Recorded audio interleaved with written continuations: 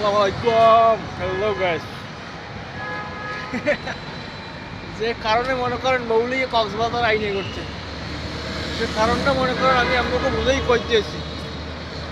মনে করেন এল্লা যাইয়ে বেশি ডুবইছি, যেরকম মন চাইছি সেরকম থাকছি, ঘুরছি ফিরছি, নামাজ পড়ছি, ভাত খাইছি, বইয়ে মসজিদে একটু রেস্ট করছি, এখন আবার বাইরেছি আমাকে ক্ষমাটা দেখাইতে। এই যে মনে করেন বউ থাকলে কি কোনোভাবে সম্ভব হইতে?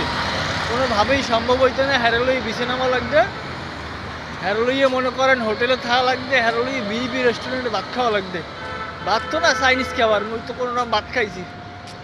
এর জন্য মনে করেন বউ লইয়া এই কক্সবাজার আইনে ঘুরতে খুব ভালো করছি না। এখন পরে চিন্তা ভাবনা হলাম, পরে চিন্তা ভাবনা হরি দেখলাম মুই তো হালা বিয়েই হরি নাই, মুই সিঙ্গেল।